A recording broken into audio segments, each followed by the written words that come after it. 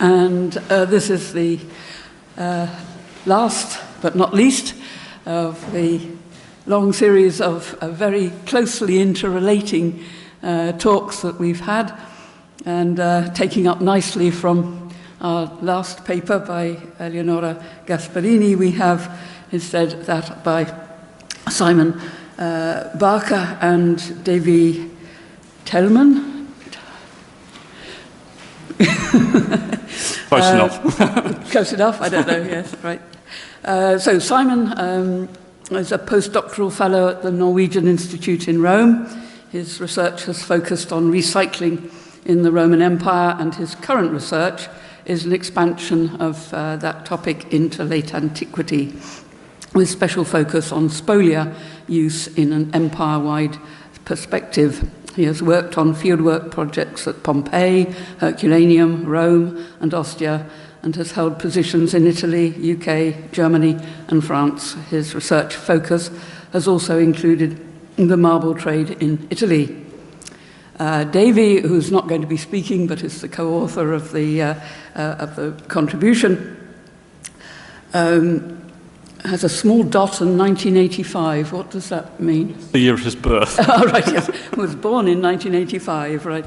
Is a postdoctoral researcher at the Department of Archaeology at Gent University in Belgium. His research mainly deals with the Roman marble economy and how marble studies can help in understanding the role of the elite in Roman society and human environmental interaction in the Roman world, in particular in the regions of Lusitania, Central Adriatic Italy, and the Bay of Naples. Now, the two of them have both worked together since 2013, firstly at the villas of Ariana and San Marco at ancient Stabiae, and then at Pompeii and Herculaneum. Currently, they are both working on the Marble and the Vesuvian Cities project, which is directed by Simon Barker, which aims to document all use of polychrome marble in the cities of Pompeii and Herculaneum, along with the surrounding villas. A huge operation, presumably, of which we might have a little taste here. But his main subject is painted imitation marble in the context of the marble economy, examples from Pompeii. Over to you. No, thank you very much, Amanda. And obviously, Dev and I would like to thank the organisers of the conference for the invitation to speak. And we have both really enjoyed it. And it's a pleasure to be able to round off the day with our paper. So, this paper, as Amanda just said, presents preliminary results from our research project, Marble and the Vesuvian Cities, which was begun in 2014 and followed on from our work at the villas Ariana and San Marco. And as we just heard, its central aim is to provide the first comprehensive study of elite marble use in the Roman sites around Vesuvius. And just in case anybody doesn't know where they are, you can see them on this map.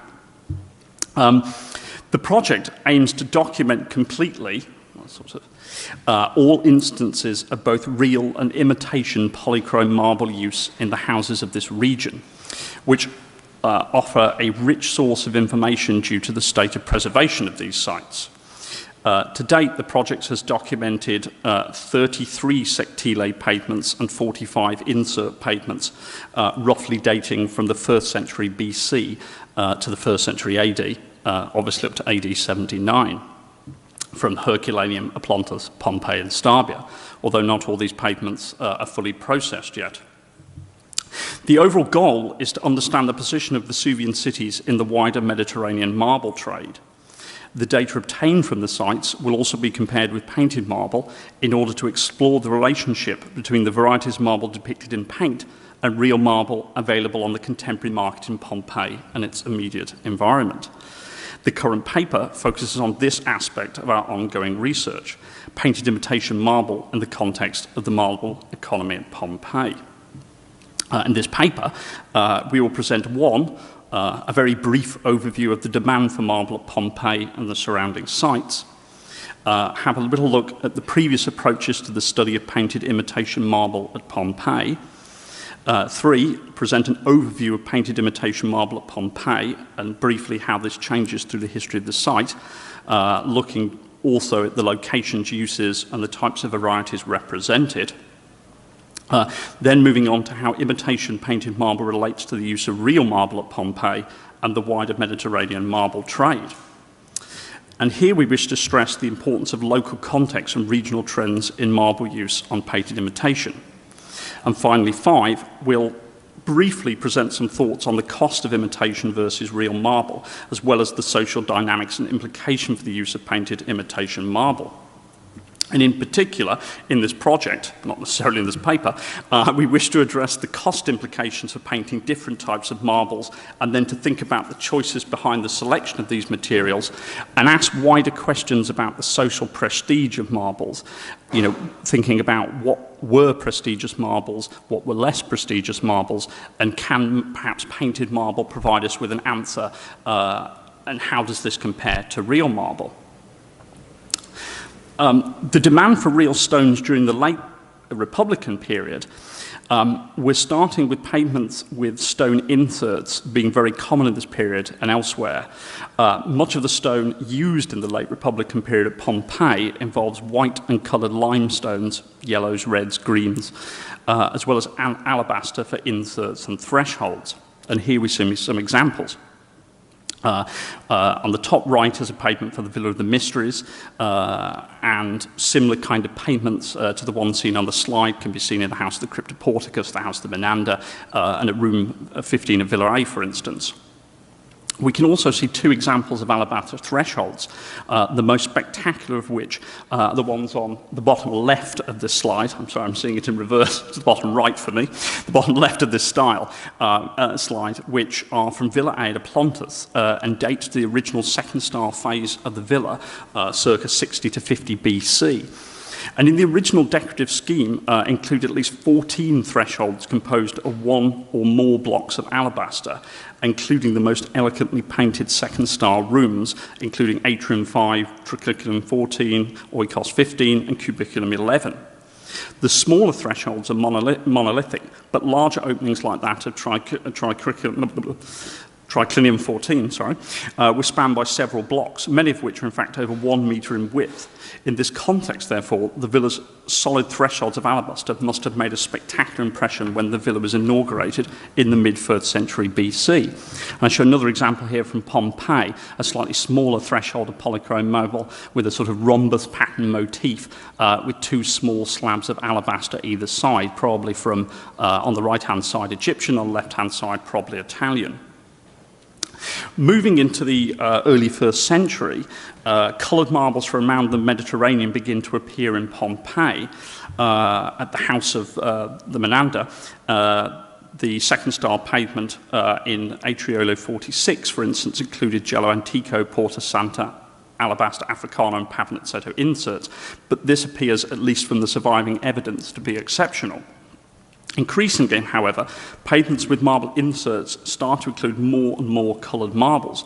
Such pavements generally, as can be seen in this example on the slide, employed irregular and geometric inserts, sometimes, and perhaps increasingly so, in careful alignment.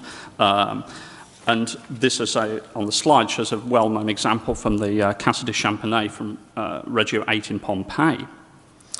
The change in marble use during this period is also highlighted by Pliny the Elder, who notes that within 35 years of the consulship of Marcus Lepidus, who was consul in 78 BC, who had, according to Pliny, been the first to display a solid threshold block of Numidian marble, which is Jello Antico, in his house in Rome. To quote Pliny, he says, was not among the first 100 houses, and he added that basically anybody who so wished may count the mass of marble paintings, the real budgets, the cost, and in fact of 100 houses, each of which rivaled the one, this first one, i.e. Lepidus' house, had been the finest, now can appreciate many more. Moving into the 4th star period, what we tend to see right up to the eruption of AD 79 is a particular trend for displaying new varieties of stone. In this period, we see a lot more stone coming in. This desire to show quite rare stones, or at least rare in Pompeii, can be seen both on the facades and counters of the bars, but also in the pavements of elite houses, where more marble was on display than ever before. And within these new varieties included things such as Egyptian granites, even if only represented in extremely small quantities, that is 1 or 2 pieces. And we can see an example of this in the House of the VII in Reggio 1, which here features an elaborate pavement with a wide variety of coloured marbles as well as stone from Egyptian's eastern desert, including Porfido Rosso Antico, for instance, but also things like Serpentino. And you can see examples of that on this slide. The actual surface marbles from the entire pavement as well show a good cross-section of the varieties in this period and highlight the most popular, at least, shall we say, the most frequently used varieties of marble, including things like Gelo Antico, Pavonazzetto, Africano, and Porta Santa. And this graph also shows the great extent of, as we say, these rarer varieties like serpentine, Breccia Corallino, and Egyptian granite as well. Inevitably, even though real marble was increasingly available in Pompeii and the surrounding areas, it's likely that things like difficulties and shortage in supply must have been a daily reality, and a large amount of stone being used would have inevitably depended on potentially what workshops could obtain, or perhaps even what was available to be recycled, as is well attested in the bar counters themselves. It's likely, therefore, that the demand for real marble outstripped supplies or potentially the budgets of those seeking to employ them. It's perhaps not surprising, therefore, that we also find a large number of walls with painted imitation marble at Pompeii and the surrounding sites. And I just show a few of the examples from the surrounding sites at Oplontis and Stabia in this one. And from the clockwise round, it's the Villa Ariana, second style, and then a fourth style Lararium in the atrium of the Villa San Marco, second style Alabaster Fiorito from Villa A, and second style Alabaster in room 3 at the Villa Ariana in ancient Stabia. So, in terms of previous approaches to scholarship, there have been many studies over the years of painted marble at Pompeii. I guess the first study is Aristotle's 1979 study, which was one of the first to actually note that imitation marbles had not been systematically studied, despite, that is, their frequent occurrence in Vesuvian wall paintings. Her goal in particular was to establish a corpus of imitation marble from Pompeii. And her catalogue of 41 houses was the first one to establish a proper corpus, and was established through on-site, supposedly insular by insular survey. However, rather than purely categorize the imitations on their mineralogical identification, she often groups example by the dominant colors and figurative designs. She argued at the time that the state of knowledge of ancient marble didn't allow for the imitations to be identified with certainty, especially due to the poor state of preservation of a large number of paintings.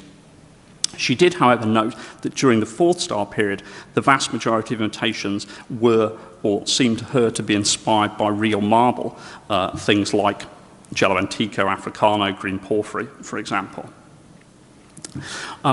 Next up, van der Kelen in 1998 also noted painted marble as being an important element of decoration.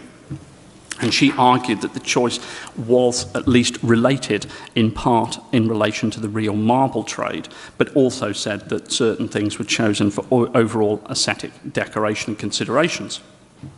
Unfortunately, her study is not very reliable. She incorrectly identifies painted marble varieties certainly not present in Rome in this period. For example, she identifies Broccatella, Lumacella, and Breccia di Aleppo in first and second style pavements. In first and second style wall paintings. For instance, she pinpoints Breccia di Aleppo in the first style in the House of Four Styles, and therefore. Arguably, her identifications are rather misleading and not reliable, and therefore, of course, she misses the nuances in the real marble trade itself. In 2007, Clayton Fant wrote an important article on painted marble and real marble in the study of, in Pompeii. And again, he noted the accuracy of which painted imitation stones were applied, and also noted the desire to basically represent painted imitation marbles along and feature with the current trends in the marble trade. Van der Leeuwenvoort in the 2012 study argued again along the same lines of fact that painted marble in part acts as a substitute for real stone, but also suggested that the painted varieties depicted at Pompeii can be seen also in their real varieties also in Pompeii. And so again highlights the importance of contextualizing painted marble within the trade at Pompeii. And finally, McAlpine in 2014 argued that careful painted depictions of imported stones during the second style, again, were based on real stones being imported.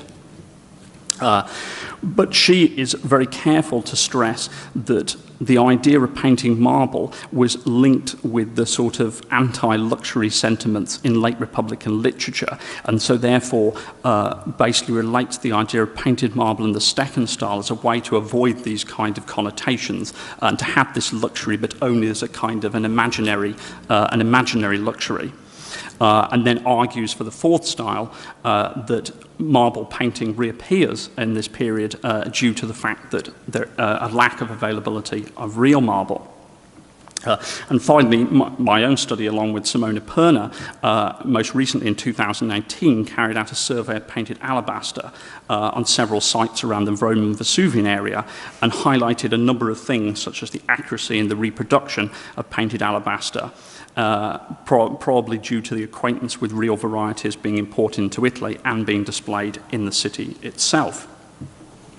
Thus, the contemporary marble trade and use at Pompeii, by and large, has been mostly missing, and sometimes when it is included has perhaps been misunderstood or misrepresented, and so therefore the relationship to the real trade in marble hasn't really been linked into Pompeii as much as it should. As I said, you can see certainly from the importance of, is this gone to black and white, the importance of painted marble at Pompeii. This map here shows all the houses with painted imitation marble, and as you can see, they basically distributed in houses across the city and in houses at different sizes. In terms of locations and uses, we have several kind of examples.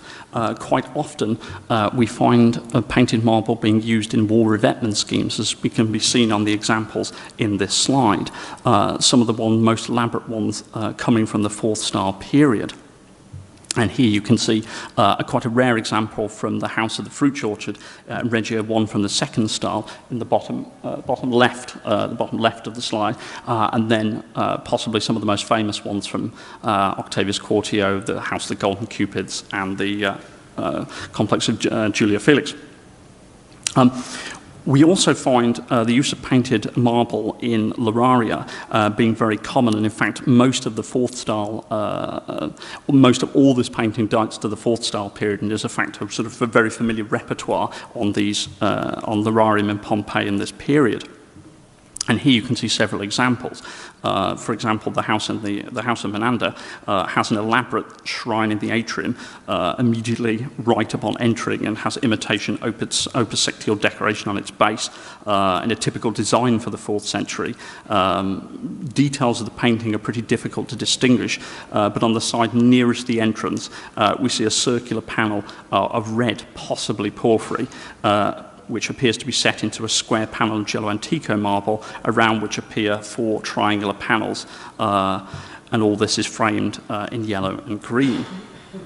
And you can see some other examples on this slide. At the House of the Centenario, for instance, the actual sort of shrine part of the Lurarium is encased in white marble, but in the sort of room around it features yellow Gelo Antico painted imitation.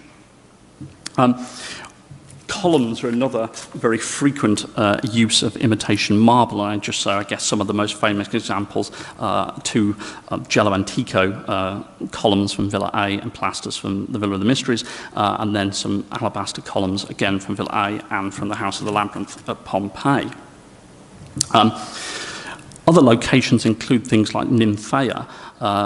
This example on the slide from the house of Octavius Quartio, you can see basically Gelo Antico on the base of the statue and Cipollino behind the, I guess, probably Bardilio columns in this kind of rare use of real marble for columns and capitals at Pompeii. You also get, and I think Simona Perna showed some of these earlier, marble being used for imitation depicting marble artifacts like this basin sort of podium from the second style of the Villa Mistris in room 5. In terms of varieties, we can have a look at some of the examples. Here we can see different examples of Gelo Antico from Chemtu in Tunisia, Numidian marble.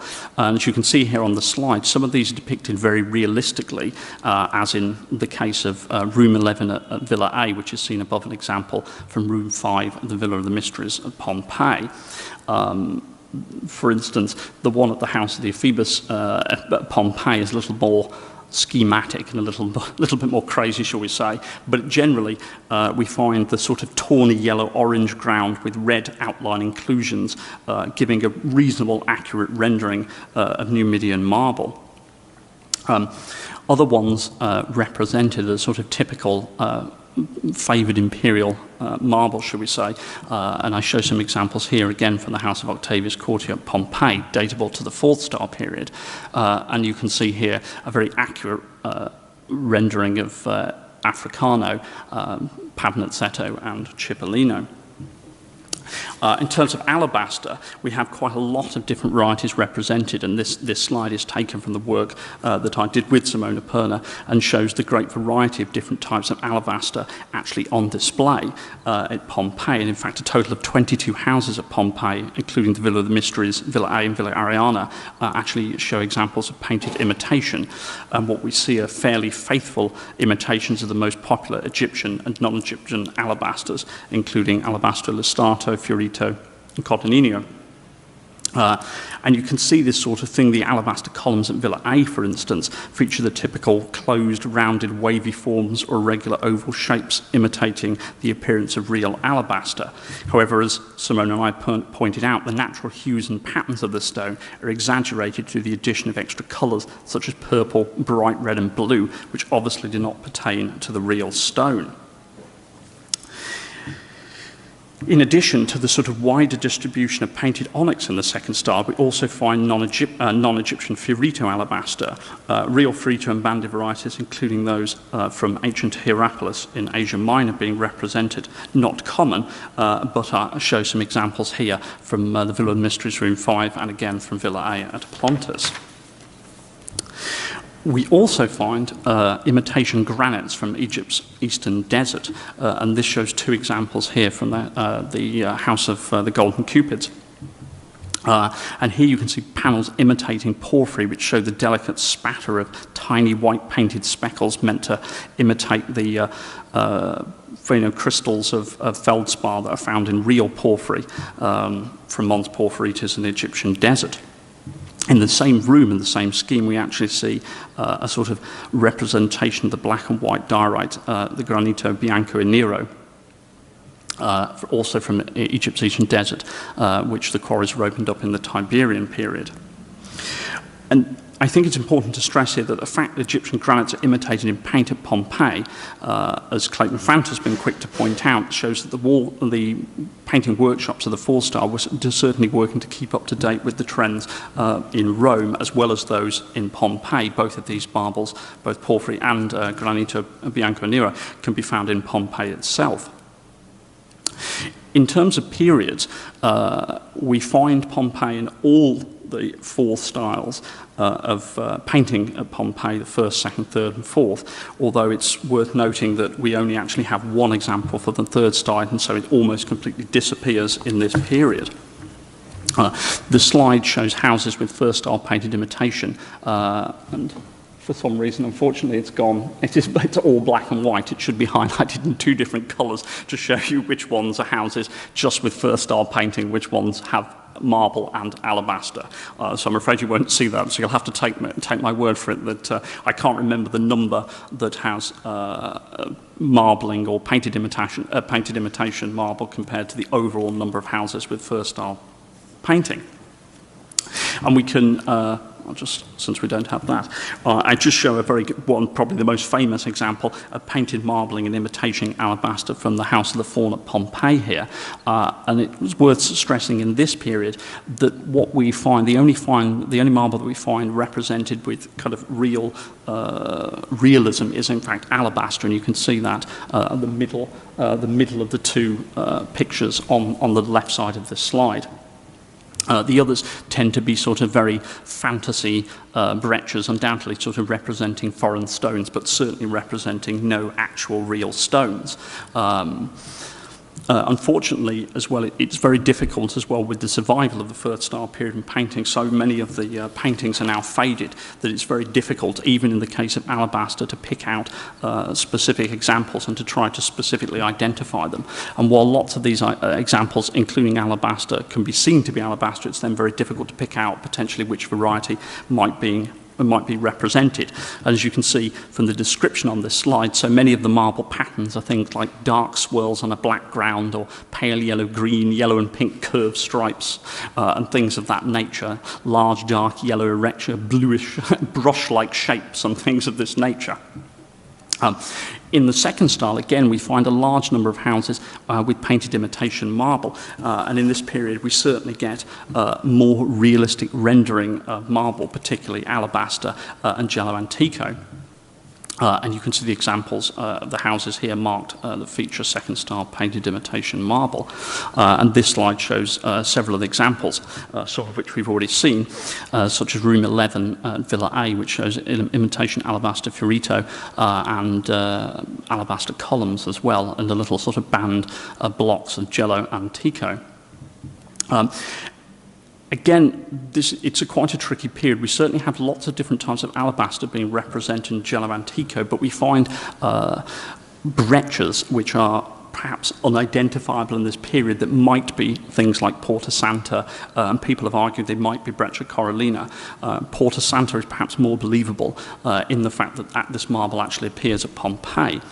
And I showed this example from the house in the Ananda, which is this Atriolo 46 I mentioned earlier, showing a general view and detailed views of the pavement, which has been dated, according to at least to the PPM, to the second style period. As you can see here, it's a mixture of local coloured limestones, but also Porta Santa, Pavanetto, alabaster, giallo antico, and Africano inserts. So certainly combined with the increase of realism and different types of marble being rendered in the second style at Pompeii, although on a very limited scale at Pompeii, we do actually see the marbles being represented actually appearing in the site as well. This is, again, the breakdown of houses in the fourth style period, and this graph actually just there shows you the house count for each period. So as you can see, the fourth style has the highest number of houses with painted imitation marble. As I said earlier, the third style, I think, is about one example, which I think is white marble, so I'm very suspicious about, and the second style, and then obviously a lot of, again, a large number in the first style period. And this possibly shows, this slide shows the fourth style painted imitation in the house of Octavius Courtier, and I think this is one of the best examples of these kind of replicas of sort of war revetment schemes. The other one would be in the house of the VII, which really render the marble in quite convincing terms. But here we see, again, a cross-section of the varieties typical of the period, things like giallo antico, cipollino, pavanetto, Rosso Antico, but also here represented some of the less common varieties such as Africano, Serpentino, and Porphyry. It's worth noting in this period that painted alabaster had almost entirely vanished, being represented by only one example at Pompeii in the House of the Golden Bracelet, and you can also see that on the slide here. Moreover, things like Rosso Antico, which used to form more of the central panels and things like that, are now generally restricted to use as fillets and mouldings. And painted marble schemes, as you can see, directly imitate real marble revetment. And you can see an example of the real deal, as it were, from room 64-65 in Villa A. which also dates to the fourth style from the east wing of the villa, which has been dated to the post 45 AD. In terms of comparing data sets, then, real marble at Pompeii and Herculaneum, although these just show maps from Pompeii, you can see here the number of houses with painted marble and the number of houses so far studied by us with marble insert pavements and sectile pavements and the marble bars. And this is roughly how it breaks down in terms of the marble varieties represented in each of these data sets. By far the most sort of popular across the board, shall we say, is Gelo Antico. Surprisingly, Africano is very popular both in the bars and in pavements, in marble insert pavements, perhaps slightly less in sectile pavements, or at least from the data set as yet, but is very rare in painted imitation in the houses themselves. At least based on the estimates, Aristotle's data. Part of our goal will be, which I'll talk about in a moment, of our recalling strategy to sort of get much better representations or an idea of the total surface areas of marbles actually in painted form. So some observations. Gelo Antico, as I said, is most present in all types: painted bar, the bar counters and facades, insert pavements and sectile pavements. Africano is painted but not frequently, wherever Africano, as I said, is frequent in the bars, insert pavements and sectile pavements. So it's much used but not much painted. Are we seeing here that that this marble is particularly difficult to paint? It's easy to get, but so therefore it's used a lot, but it's perhaps not as popular as some of the other marbles. Cipollino, for instance, is much painted and is found in high numbers in the bars. However, so far we've actually found little in inserts and sectile pavements. So it is available on the market. We'd wondered, certainly when I studied the bars, that perhaps some of the large pieces of Cipollino that we found recycled in the bars perhaps sourced from public buildings. So, we're wondering here, is the use of painted Cipollino a reference to public structures rather than private structures? Again, with something like porphyry, again, we find it painted, but again in small numbers and very little in pavements. There is in fact one piece of porphyry in the bars and so far one piece in insert pavements. So it seems to be very difficult to get. And we're wondering, what's going on? Is it not painted because there isn't that much of it at Pompeii, so there isn't a local reference there, even though, of course, it does exist. And so, does this lack represent a reality in the trade? And so there's a balance between what's actually available and what's painted to keep a sort of realism in the painted schemes. As I said, part of our project will now actually be a new style of recording, wall recording and documentation, and this just shows basically the working strategy that we're adopting. And our documentation strategy uses image-based modelling techniques that pretty well allow sort of relatively fast, low-cost, accurate recording based on structure from motion principles, which works on a similar principle to photogrammetry. And on the point, one point in real life, that's on the left illustration, if recorded from at least 3 different angles, so you can see that on the top right, it's possible to reconstruct in 3D its sort of X, Y, Z position. And this 3D model can be used to geometrically correct the normal images. And therefore, we can actually then start to take these measurements to create accurate plans that can't easily be obtained with manual recording techniques. And I'll just sort of flip through the process. So this shows the positions of the cameras as we photograph the wall. This is the wall, then the resultant photo. This is it geometrically corrected. Then the scheme can be mapped out as it is. The scheme can then start to be labelled, reconstructed, and then identified, and then the breakdown of the marbles as far as it allows the actual percentage of surface marbles in wall paintings. And so it's hoped that we can then start to really actually understand the total number of marbles represented in painted form and get a much more sort of, I guess, quantification process to analyse painted marbles for the first time.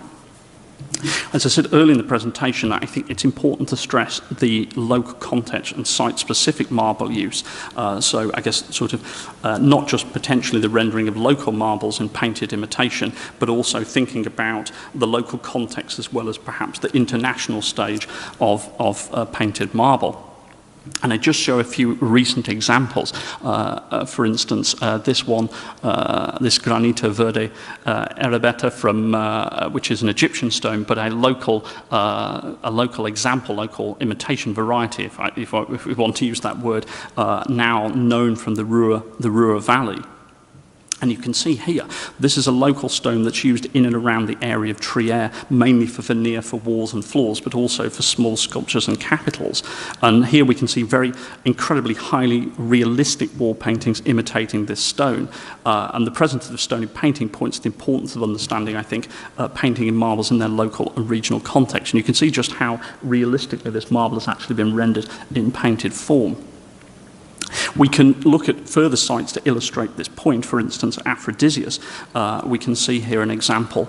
On the left, you see the breakdown of the actual quarries in and around Aphrodisias itself. The blue, the famous city quarries marked, but the recent discovered, lots of recent discovered quarries. But particularly, I want to highlight the sort of blue-grey speckled marble from Yazir, which again we can see here represented in painted form, again highlighting this dynamic between local stones and painting, giving a frame of reference to the viewer. And finally, this point again illustrated at Hierapolis with a very fantastically preserved example of painted wall paintings from Asia Minor, probably one of the best, I guess, examples outside of Ephesus, of course, with the terraced houses where we have lots of both marble revetment and painted marble being preserved. Here, the paintings from room A1207 in the Casa del Cortile Dorico represents, as I say, one of the best preserved examples of painted imitation marble in Asia Minor. The paintings, which are in the northeast corner, preserved up to a height of about 1.8 meters and are made up of panels on average 90 centimeters wide that imitate colored marbles. The columns, 27 centimeters wide, are painted imitation white marble with blue contour lines for the details of the grooves and shadings, and rest on bases with a square plinth. In between the plinth are white marble panels, possibly Proconnesian marble, and a sort of transversal veins painted in grey imitation colour to imitate Bardilio. But of note here are the large panels of imitation Fiorito alabaster, which of course was quarried around Hierapolis itself. And you can see some examples of the real deal, as it were, on the slide, as well as the actual painted imitations. And you can see just how good these imitations are. I should say these wall paintings are actually, very rarely, these are actually dated with stratigraphic evidence underneath the floor that would basically date the floor and the construction of these walls to the end of the 5th and first half of the 6th century. So then, turning in just very briefly to think about the cost of imitation marble, we're not the first people to sort of think about this topic. The great difference between the cost of painted marble and real marble was shown by Cochrane and Delane in 1994 in their JRA article about the price edict of Diocletian. And they rightly noted that, of course, it's not very easy to reconstruct the prices, although they have a go using the now well-established method of 19th century manuals, in particular this one, Giovanni Pegoretti's manual. And you can see here the resultant calculations that they produced with per square foot of wall painted marble being around 9 denarii, but might easily be half again compared to the cost of real marble, which in their case, using the price edict for Numidian marble, comes out to something like 206 denarii per square foot. Obviously, it's difficult to contextualize this because, of course, things have to be factored in, like the cost of pigments, which undoubtedly would have affected the cost of painted marble. What are the differences, for instance, in terms of labour and or material costs, and in painted, and particularly in response to painting different types of marbles? I think this is an important question that hasn't really been addressed properly.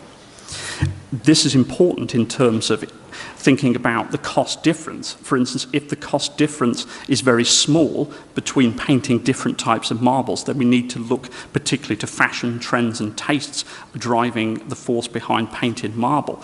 But if, for instance, there's actually quite significant differences in cost between painting different types of marble, then we have to balance out the economics and fashions and trends in producing these.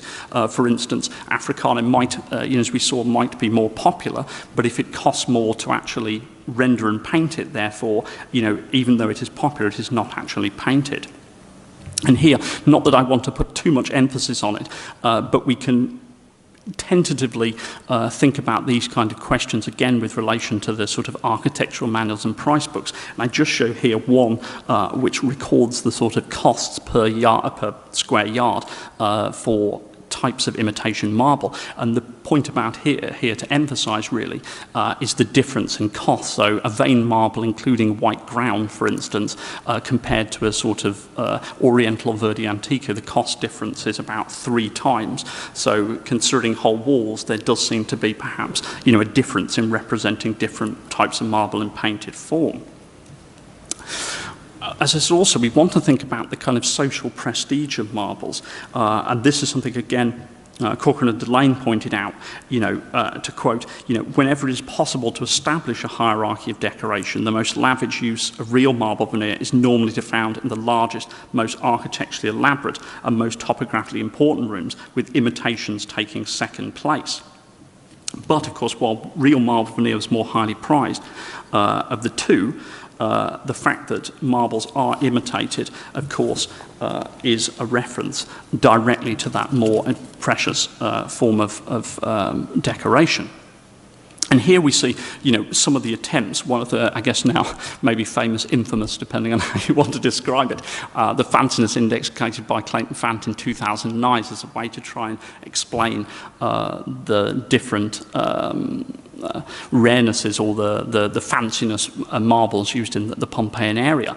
But for instance, how do we gauge this? Is it popularity? Is it rarity? On the other side, we show a rank of popularity, for instance, of painted marbles. So in terms of the highest, Giallo Antico would come, but in terms of popularity, porphyry would be represented only in 4. But if we flip it with what Amanda was saying, and it's rarity that's thing, then we have to, rearrange all the rank and think about which ones are more important. And so hopefully this is something that we want to look into more to see how the whole real and painted dynamics sort of fuel each other.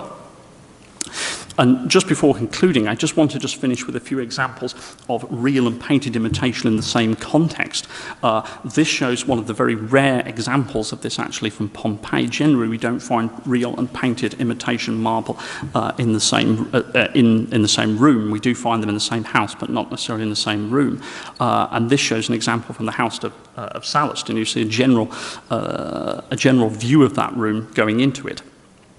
And several things to note here. One is when you actually stand outside this room and look into it, what you can see is effectively the painted imitation marble, but where in fact when you're in this room, you actually look at the real marble. So again, we can see that there is a hierarchy. Clearly they've chosen, although to preface, I guess they could have put real marble at the back and painted at the front, but they've chosen to preface the view of basically people sitting in the room looking towards the real marble. And it's very strange because it sort of finishes halfway through the middle of the room. So it's sort of painted and then suddenly just goes to real marble.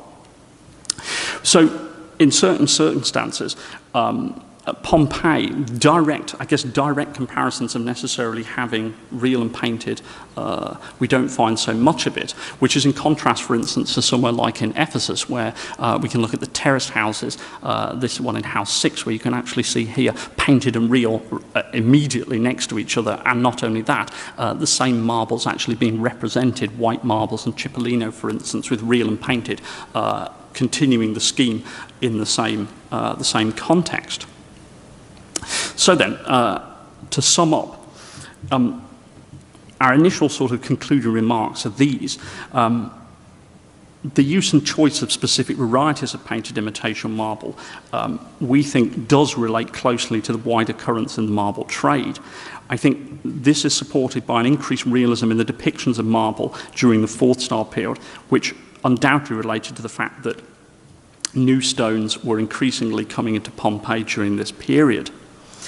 The high cost of imported decoration stones and their overall availability in the market must have also prompted customers seeking to decorate their houses with perhaps the new, rarer, or the sort of the actual commodity of marble itself. Where that wasn't available, of course, sought them to seek the next best substitute, which is painted marble. It's worth noting some of the work by myself and Simone Perner that alabaster, whose first varieties were among the earliest and most fashionable stones to be imported and imitated in Roman domestic painting, demonstrates again the close relationship between the increasing use of polychrome stones and their imitation. At Pompeii, during the second style, sort of 60 to 40 BC, the period with the largest number of houses, 13 with painted alabaster, we find Egyptian onyx is the predominant variety depicted, being also found in 7 locations. And this ratio corresponds to the use of real Egyptian onyx attested at Pompeii during the same period. It is notable that not all varieties of stone were imitated in painting, only those that could guarantee, in the case of alabaster, a high visual impact, and were therefore easily identifiable from the viewer. I think we can certainly say at Pompeii, at least, the choice to have painted marble must have been partially related to economics, even if aesthetics played a major role. Although, of course, these aesthetics, we would argue, was influenced by market trends and possibly by different economic choices in rendering of stone. As I said, the choice of painted marble closely mirrored, I think, the market for real stones at Pompeii. This, I think, is very keenly shown with the introduction of real stones like porphyry being represented at a time when the actual real stone is actually starting to appear in the Roman canon of marble use. And so this trend that we see of displaying new and rare stones in pavements also then bleeds into painted marble as well. And finally, the most sophisticated schemes of imitation marble seem to have perhaps, thinking about houses like the house of Octavius Quartio, seem to be even more engaged with real marble use in depicting very high realistic renderings of the marbles, but also in their choice of marbles, which seem to closely mirror our findings of actual real pavements, such as Africana, Cipollino, and porphyry.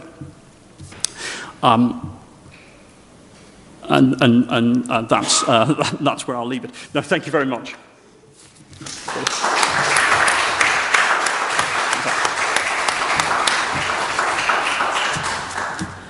Oh, thank you. A very rich cross-sample of marble versus painted marble at Pompeii. Any questions from the floor?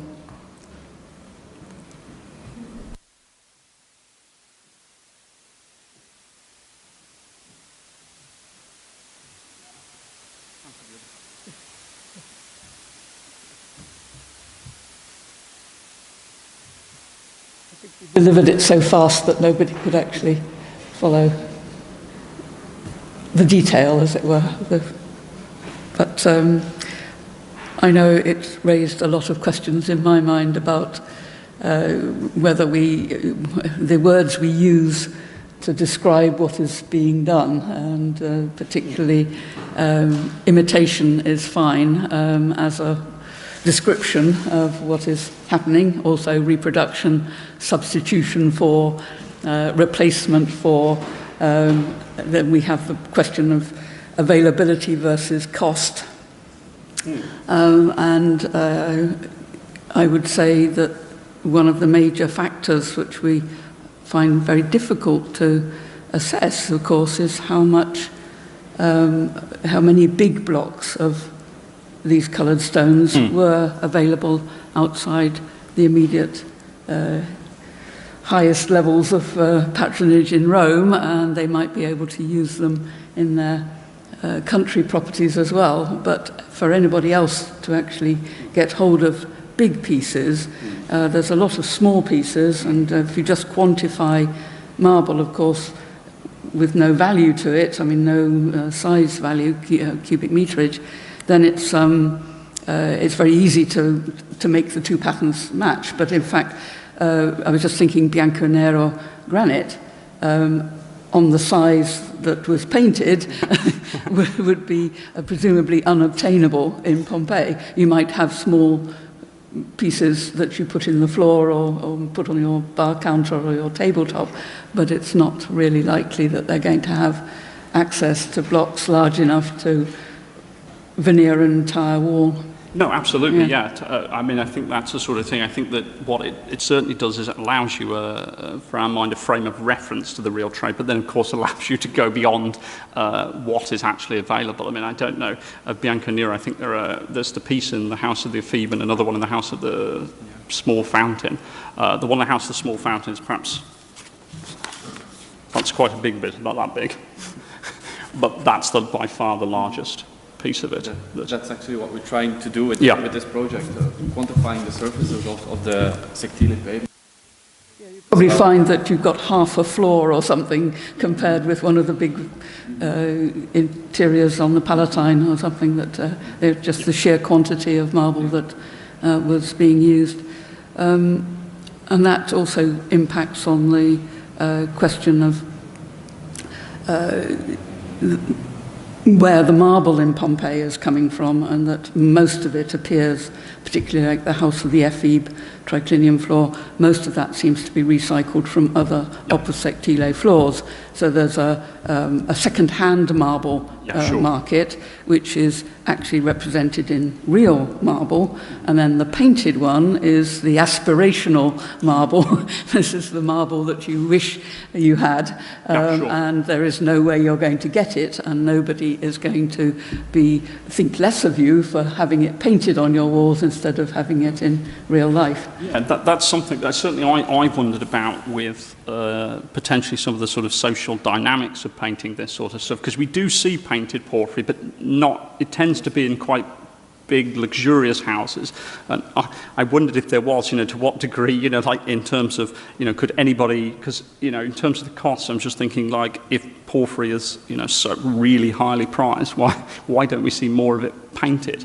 But then, we only see, a few examples of it. And I don't know if it's, if it's trying to tie into a certain sense of realism while bending it a little bit, as you're saying. So, okay, I'll have a big pen, or is it acceptable? I mean, is it sort of saying like, oh no, in terms of, is it unacceptable? You're not the highest end of the elite to sort of paint porphyry, for instance. I mean, I don't know. I'm not saying that's the case. I just wonder what the social dynamics are in terms of representing maybe some of these rarer ones. So. Well, it's also the question of what pigment you're going to be able to get to represent porphyry. The whole appeal of porphyry is that its colour is unmatchable in any other form, and it's the same question that arises with the question of glass versus marble in other contexts. Glass paste gives you an intensity that you can't necessarily even get in the stone. So you may be aiming to go 1 degree more bright or more light or more dark to actually change the chromatic value of what it is that you're trying to achieve in the picture. And I think that the question of just a straight comparison between marble types and wall painting, I would have thought even as far as you've got, you don't have to go much further. You've more or less demonstrated that the marble representations are, as far as possible, based on reality. So the attention is to represent that same marble, but in paint. But the pigments would be very costly for some of these marbles. And certainly yellow is one of the cheapest pigments. It depends, I don't know how many of the purples in Pompeian wall painting have been analysed to be sure. But I did wonder whether, in fact, all the soaring of marble would produce a lot of residues which could be used directly as pigments if you could match them with the right sort of resin medium, which would keep the pigment, the powdered stone. And so I think I wonder whether it's a matter of solid versus powdered stone is actually you're painting it rather than applying it as solid stone. And there's a difference there in terms of material appreciation, not so much necessarily cost, but simply the visible luxury of having solid stone versions of your painted schemes, and that in some cases the painted schemes could actually precede the marble ones simply because they were able to envisage having wall schemes like that, but it's only in due course, a bit like the Orti-Lamiani situation where jewellery, gems, and all sorts of elaborate appliques are apparently translating wall paintings into real life. So it's the other way around. So I think this exchange of colour values is only part of the phenomenon that in the Roman period there are other agencies working that, particularly with wall and floor decoration, not saying that it's necessarily different from the phenomenon in utensils, in vessels and drinking ware or eating. That's perhaps slightly different from what you put on your floor or what you put on the wall, but maybe not. Yeah. As Devi was saying, that's one of these things we're doing the same recording technique for the floors as well as Devi said, so we can have the actual surfaces of marble, not just counts, because obviously count Cipollino versus Cipollino, it tells you nothing. But it's one of the things we're quite interested, as well as looking at painted marble, is the difference between like the different mediums. We were saying, so what types are in the sectile floors versus the insides, or is there a correlation like the offcuts, and starting to see if there is a correlation. So the trade works, and as you know, as you were saying, very symbiotic with the powder going here and the offcuts going there, and how often the same marbles feature in the same house, sectile and offcuts. It's very interesting. The combination of mosaic and marble insets is a type of flooring which doesn't necessarily imitate anything. It is entirely a product of its own availability of materials. So, have we anybody else? We take a break and then have this famous debate, or che facciamo? It's 7:30.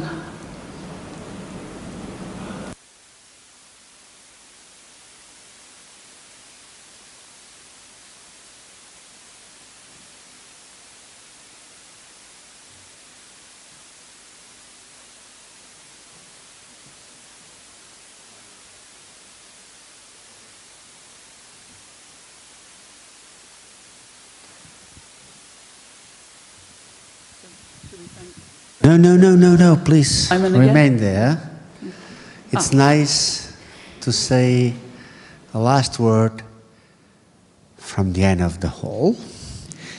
And no, because you have to turn back, you're right. Well, I am just going to invite the organizers to come here because you have to speak, not me. Veniu cap aquí, sí. I just want to say, soltanto volevo dire, ich möchte nur sagen, unser deutscher Freund ist nicht mehr da. Our German friend is not there anymore, I think. No? Okay. So I just want to say, thank you. No, sit. No, it's too official. Okay. Sit.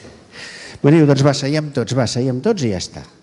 So you see, in that informal way, which is very characteristic of our museum, I just want to say to all of you, thank you very much.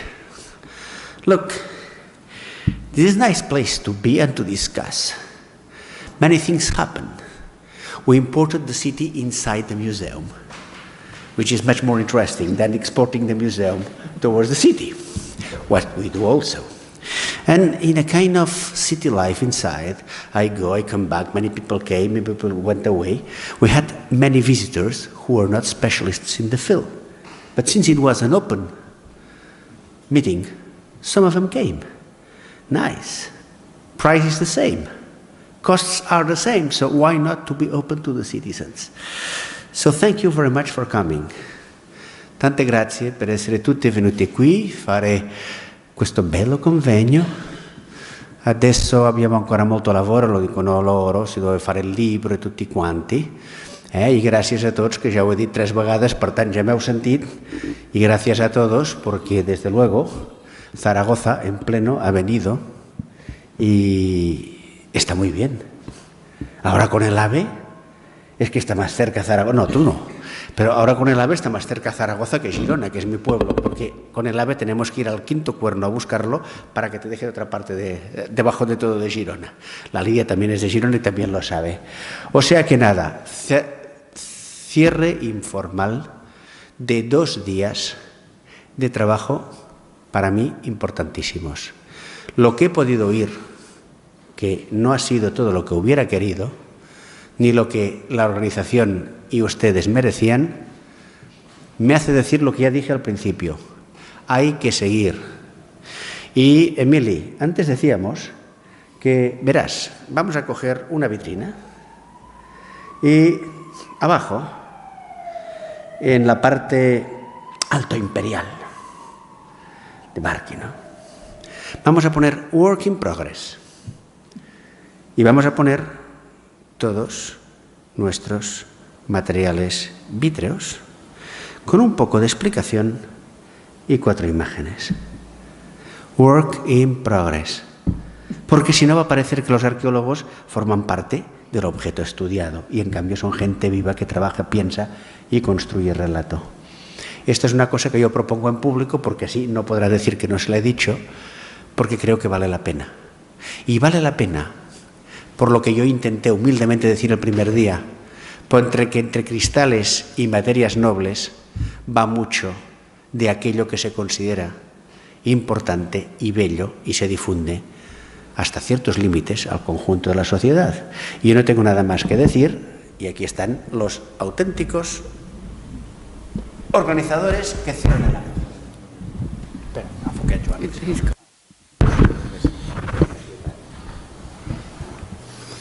Bueno, yo estaba cansado y he salido con más faena de 2 días. En fin. No, nada, primero agradecer a Miguel cuando empezó con el proyecto. No solo fue venir a consultar materiales y a pedir que participáramos, y siempre ha estado implicado. Todas las dudas que hemos tenido, porque yo no vengo del mundo del vidrio y menos de las piedras a las que imitan, pero durante estos 2 años he aprendido un montón y durante estos 2 días con todos vosotros he aprendido mucho más. Entonces, cojo el guante que dice el Joan, vamos a hacer que yo creo que todos los vídeos no los vamos a poner. Pues menos mal. Pero sí que se puede hacer, y no solo con los que hemos analizado el proyecto de los colores, sino sobre todo el conjunto, que he puesto hoy una foto aquí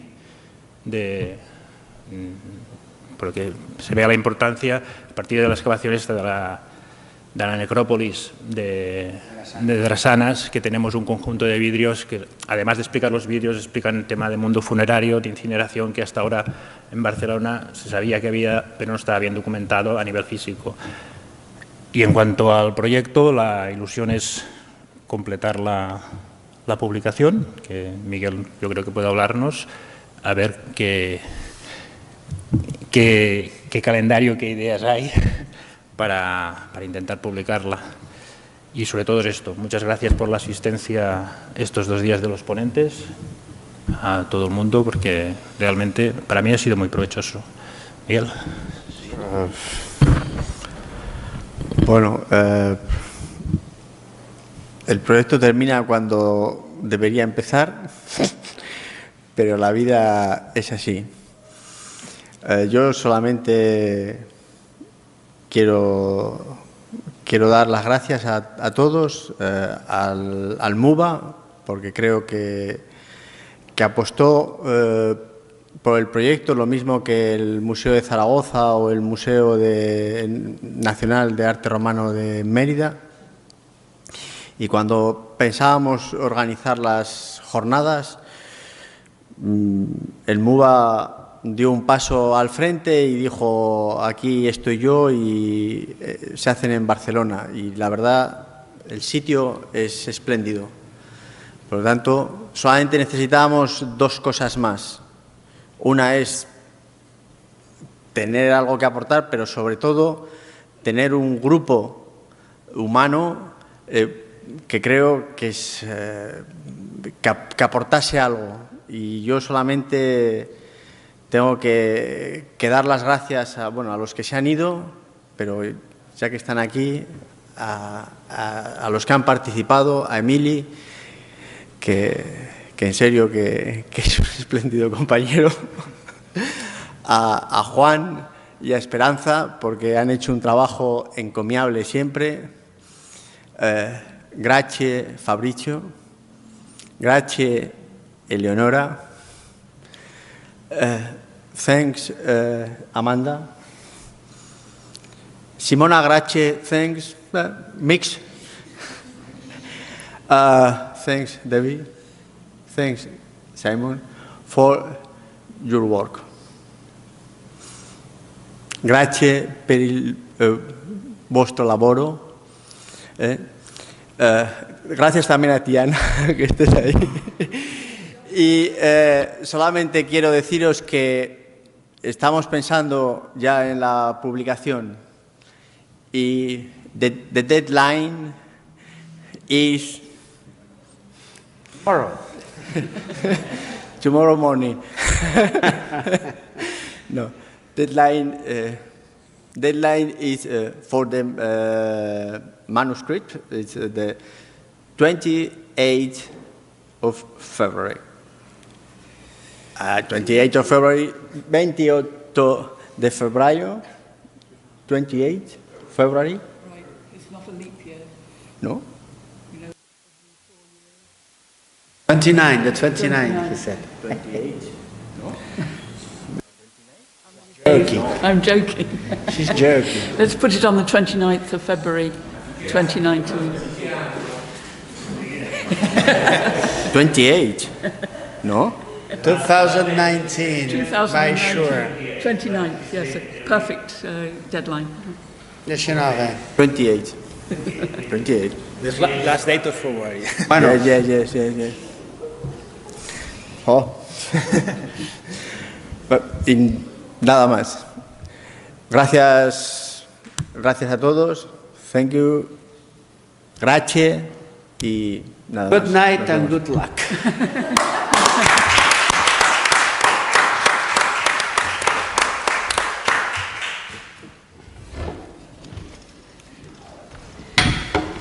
Thank you very much for your hospitality. It's been We did marvellous. our best. Yes, it was delightful sitting, and your Yes. museum is fantastic.